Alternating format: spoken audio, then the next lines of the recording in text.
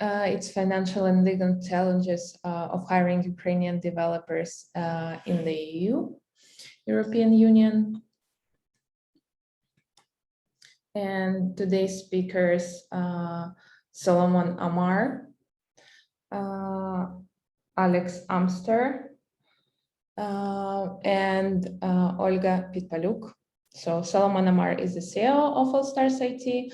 Alex Amster is our general manager in Israel and global staffing services, and Olga Pitpaluk is our DPO and legal advisor.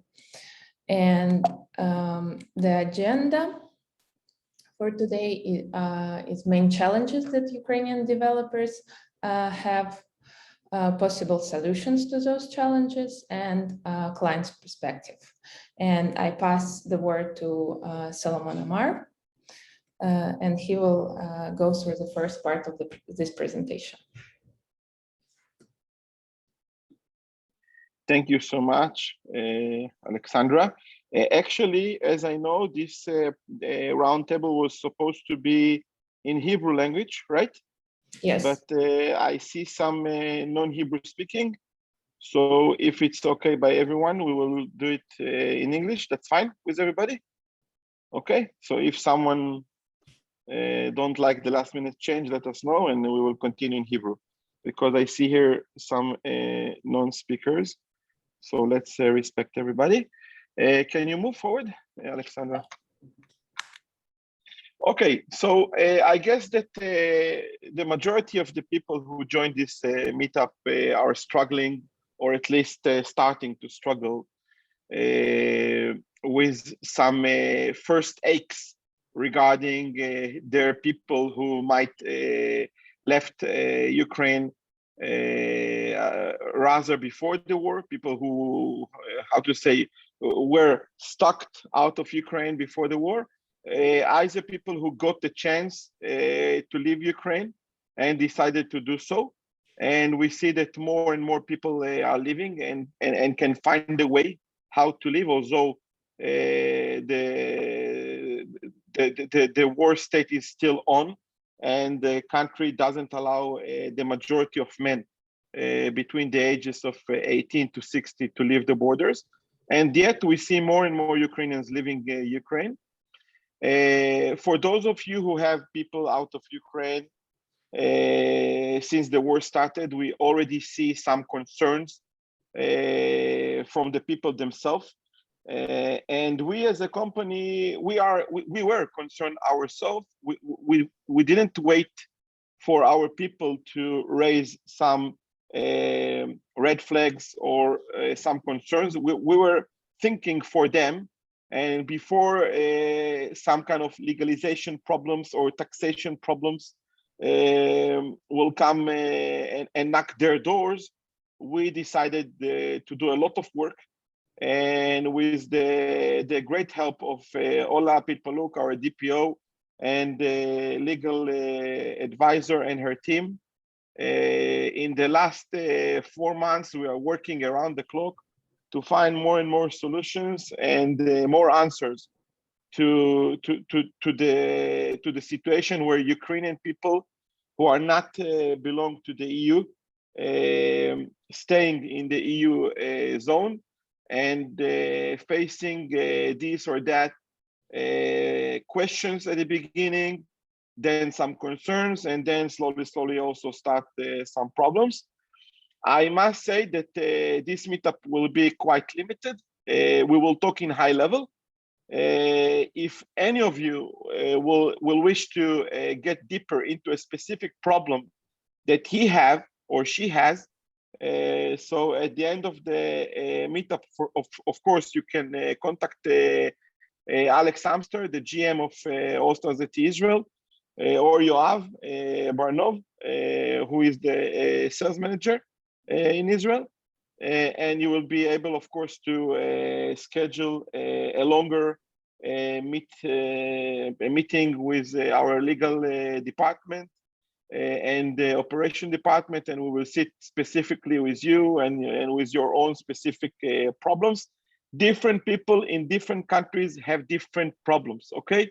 take into consideration that one person problem that not necessarily touch or touch other people, and one person solution not necessarily solves another person's solution. It has so much small details, and each person has at the end has to get like a personal approach and a personal solution. Although in high level, we know what are the problems, and we will present you the problems today. And we know in high level how to solve the problems. And of course, in details, one by one, person by person, we know how to solve the problems.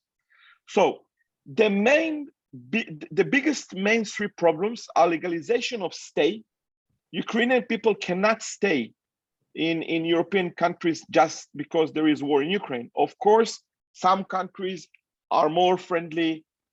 Some are changing their laws while we talk, and enabling Ukrainian people to stay longer. The next issue that we are challenging is the taxation issues. Receiving salary abroad, acting as a sole trader, entrepreneur abroad, and of course, another big problem that in the last few weeks we started to feel, and it was actually dramatically influenced the people who are inside of Ukraine and outside of Ukraine, having their salaries in a foreign currency, dollars, while living in Ukraine and earning in hryvnias, which is the local currency, or rather staying in another country, for example, in Germany, and getting their salaries in Ukraine in dollars. And I will explain exactly each issue and what are the problems. You can go further. So these are the three main problems. Let's talk about each one of them. So as for the legalization of stay, these issues mainly depends on the condition that Ukrainians R&D talent entered the country under. It means every person entered the specific country that he's currently at under different conditions. There are special conditions that simplify the legalization of staying in countries for those Ukrainians who came after the start of the war in Ukraine. And don't forget, legalization of stay comes together with permission to work. So before we start, first of all, we all understand that Ukrainians cannot stay longer than X amount of days in each different country. And just for you to take into consideration, if you do have some Ukrainians staying in some European countries, you should start to be concerned. These people cannot just continue stay like that, okay? It's just a matter of time when this problem will flow up, and you will have to deal with it, okay? So you need to go one by one of your people, understand where they are located, when they got to this location, before the war or afterwards, and under which circumstances. For each circumstances, for each country, for each situation before or after entering that country, there is a different solution and different legal conditions. And you should understand that these people cannot stay in those countries just like that. Depends in which country they are, and depends what were the circumstances they got there, okay? So this is one problem. Let's see the conditions as example in Poland, and then I will show another example, Germany. So for instance, let's say some of your people got to Poland. Poland allows such people to stay legally, work and register as private entrepreneur in Poland, which is very good, by the way. It's very good because their taxation will not be so high. And actually, it's the most attractive taxation system that currently exists in Europe as entrepreneurs, as private entrepreneurs, and it's quite easy to do, okay? So if the person enters Poland after the 24th of February, 2022, they can legally stay in Poland at least until 24th of August, 2023, okay? So at least 1 year They can stay in Poland. Nobody will touch them. Nobody will say nothing. It's totally legal. Poland also will allow such people to apply for a residence permit starting from November 2022. It means once they will get the residence permit, they will be able even to stay longer than August 2023, okay? Tax for self-employed workers are up to 90%, starting from much less than that, around 12%, which is very attractive, and it's the most similar to Ukraine that we know up to this date. Next page, thank you. Let's compare, for example, Poland with Germany. So if the person entered Germany after the 24th of February 2022, they are giving 2 years allowance to stay in the country. If Germany approves an application for residence, such person will be able to work in Germany or register as a private entrepreneur. There is only one problem, is the taxation. The taxation in Germany is up to 45%. It's much, much higher than Poland or most of the countries. And very soon we will see a map of taxation in Europe. You will see which countries are demanding which kind of tax. So even Germany allows people to make some applications for residence and stay even 2 years. Still, the taxation is a barrier, because if you will find some of your people staying, for example, in Germany, at the end, their problem will be your problem, because these people will be needed to start to pay 45% taxation, which is dramatically higher than the taxation that they were paying in Ukraine.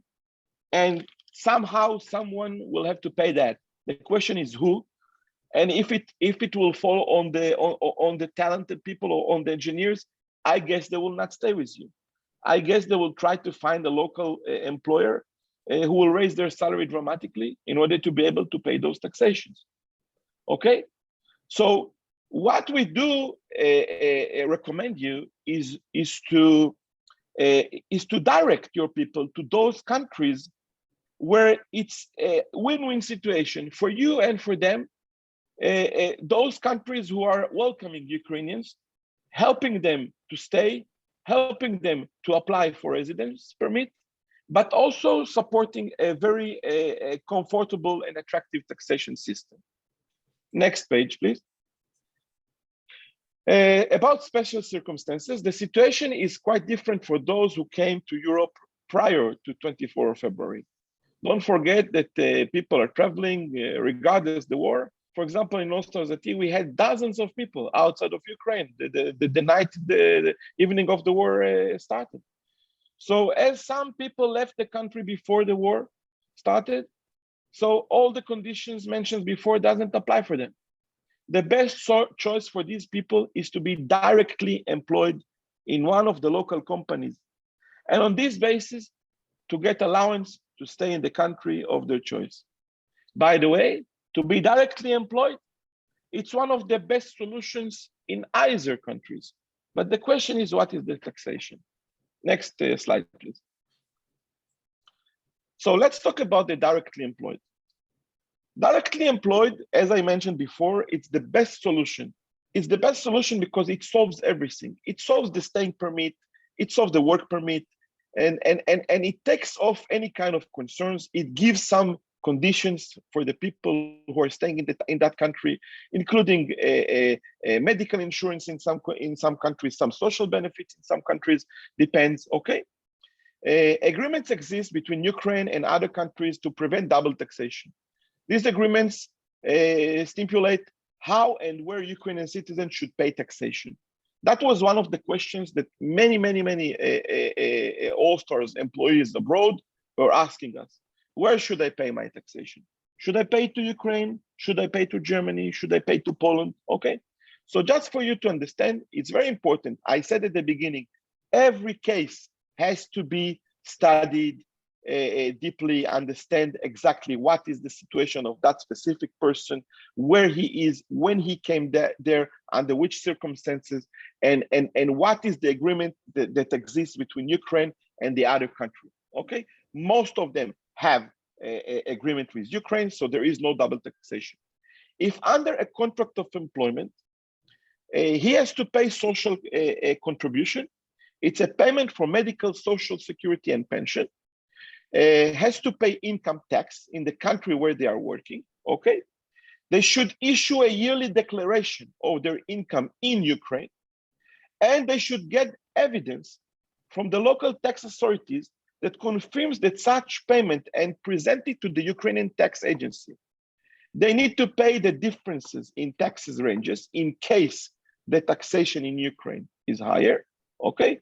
And military tax in the amount of 1.5% of income. All of this, one second, Alexandra. All of this activity, usually once the employee is under All-Stars, we take care for him and we do everything for him. He doesn't have to do that. Our team is doing that. Next. So tax issues. Acting as a sole trader, private entrepreneur abroad, of course, it's a much, much, much better solution, but it's not always available, okay? So first of all, we need to understand if it's an option. Depends on the country, depends on the person. As I said, every person and his own specific case, okay?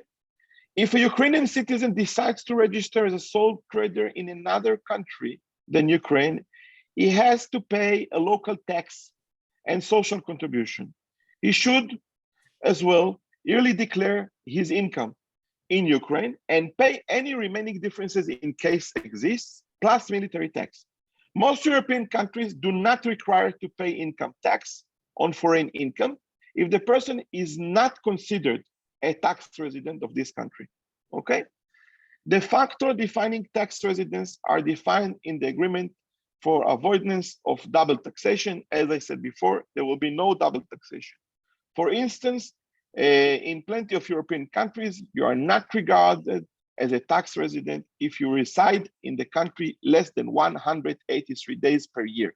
And yet, if you plan to stay 183 days, you should start from a little bit earlier to arrange all of your papers and do all the work in order to stay there. Next page, please. So, as I said, there is a short-term solution and there is a long-term solution. The long-term solution at the end is be attached and protected by a local entity, okay? As a short-term solution, Ukrainians can stay in the country with temporary protection and have a B2B or FOB or private entrepreneur contract. You choose the term as it's comfortable for you. B2B is business to business. FOB is like we had in Ukraine, and private entrepreneur is like a freelancer. Okay, in the chosen country if they had liked to. Okay. Long-term solution when there is a permit to stay on the basis of temporary protection when it ends. Okay, so not all the countries allows Ukrainian to stay in their borders because of the temporary protection. Okay, some allows longer, some allows shorter, some doesn't even allow. Okay, so once you are in a country where there is a temporary war protection and it ends, we All Stars, we can employ those people because we established entities all over Europe. These people can work under the umbrella of All Stars IT, and they can stay in Europe because they will have a legal entity who is hiring them in different European countries.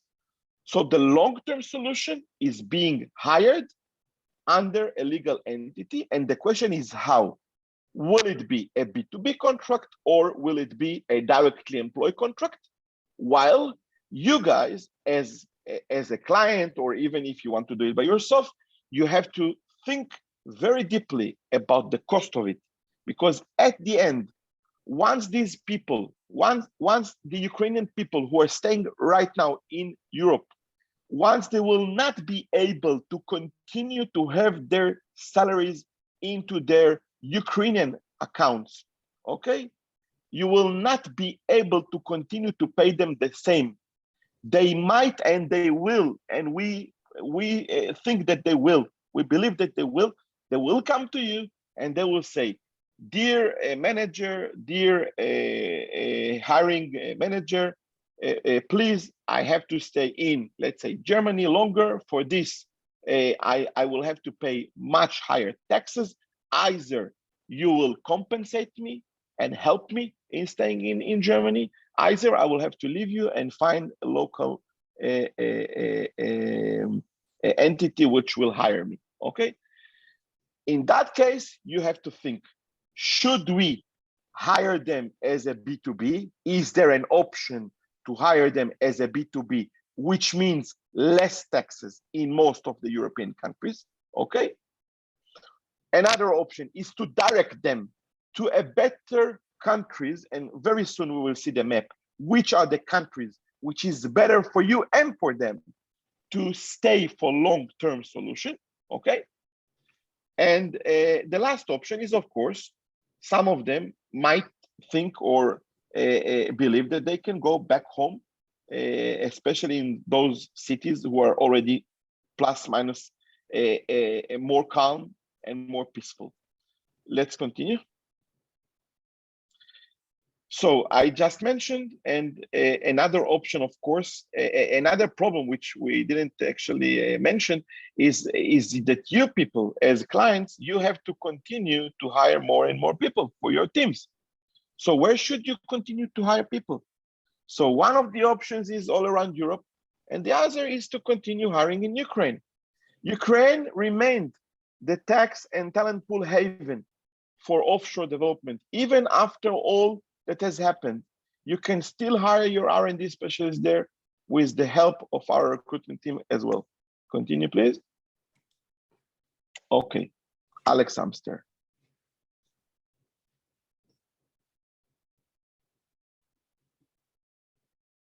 Alex? Yeah, here, just on mute. Hi all, how are you? I just want to point out again, following on from Solomon says, it's what we are seeing that companies is still recruit teams in Ukraine, and I just want to mention it. Alexandra, can we go, please?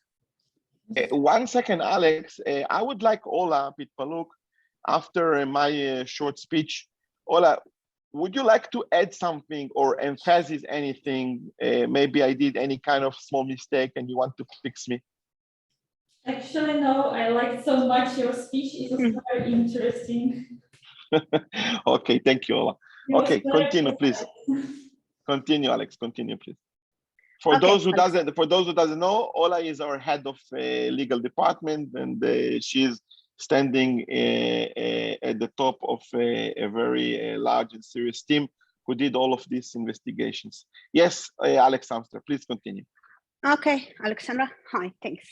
Okay, as we can see right now in a map in front of us, we can see the direct taxation that employee will pay if they are go to these countries. If we can see, the lowest taxation is in Eastern Europe, and the highest taxation is in Western Europe. But again, even the Poland is still a little bit higher and then the Eastern countries like Romania or Bulgaria. From my side, if you're thinking only to move your people and your team to other countries and not thinking about the growing and be more or get more professional with the talent pool, I think that these countries will work with you. But if you're thinking about to grow your team and to get forward with the technologies, as you can see, the Poland today is the one of the biggest talent pool is in Eastern Europe. A lot of technologies, even the new ones already companies work with, can find their candidate. Again, Ukraine still the second, and as I say, we are still working with clients that continue to want to recruit from Ukraine because of the talent pool and a little bit in Czech Republic and Romania. But man, if you're really thinking to grow and grow fast with the best candidates, Poland is your place to go, even if their taxation is a little bit higher there. Alex, there is a question regarding what is the tax in Bulgaria and Romania. Can we go back to the map? Yeah, of please? course. Okay, so for Adi Wise, he is asking what is the tax in Bulgaria. So Adi, you can see that where is Bulgaria? We don't have Bulgaria here. Yeah, and we didn't mention it, right? Yes. We didn't mention. Okay, so maybe Ola, maybe you know what is the taxation in Bulgaria and Romania? Yes, income, we should understand that this map is more like about direct employment, not about private entrepreneurs who are working, providing services on B2B basis. It's like more about direct employment. And if you are talking about direct employment, in Bulgaria, there is income tax 10%, which is like paid by employee. And also there is social contributions. It's not taxes, it's contributions like health insurance, pension, and so on, social security. And in Bulgaria, it's average numbers, of course. In Bulgaria, the employee pays nearly 13% of social contributions, and the employer pays nearly 18% of social contributions. Great. Can you please write this information also in the chat so people can copy that, okay? Just for you to understand, people, one of the issues that we also checked among Ukrainian people is where exactly Ukrainians prefer to relocate. So it's not only the question of taxation, it's also the question of where Ukrainians want to find themselves relocating. And Romania and Bulgaria were not those countries that Ukrainians wanted to find themselves relocating. Unfortunately, they much more interested in those countries where the taxation is higher, and of course in Poland. So I give back the permission to Alex, and please continue.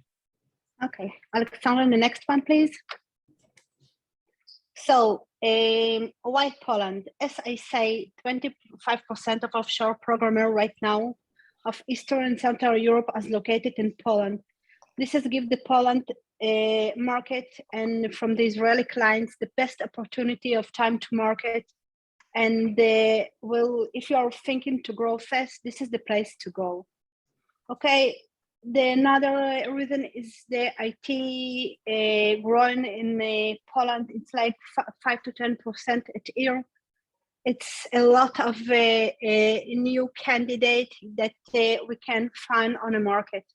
And from my side, the important thing is the similar mentality. If your team is Ukrainian guys to work with Polish people, it's very easy because of the mentality. They are working perfectly together already today. Before the war, a lot of Ukrainian guys worked from Poland and they work from Poland market. Yeah. So if you're really thinking of not only to move your people and also to grow, I think today Poland is the best place to do it.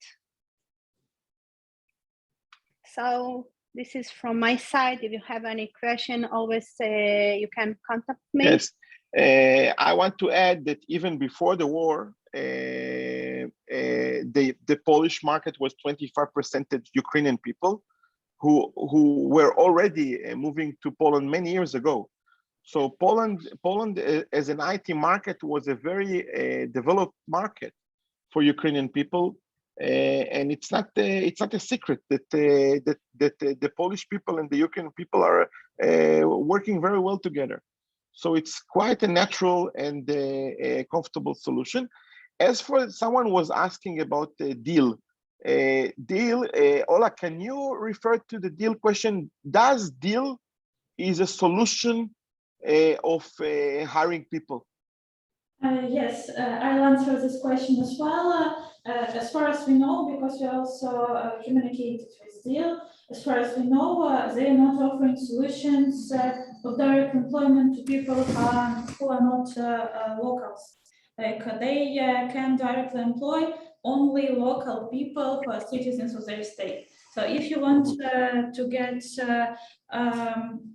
to use Deal, for example, to employ a Polish person in Poland, it will work. But if you want to employ a Ukrainian person in Poland, they will not help you.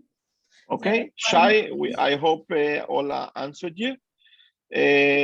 So people, thank you so much. I will repeat that I'm very sorry that we did it at the end in English, although we publish it that it will be in Hebrew, because some people joined, non-speakers joined, and at the beginning of the meetup, I asked the permission to do it in English, and nobody resisted. So I'm sorry that we did it at the end in English.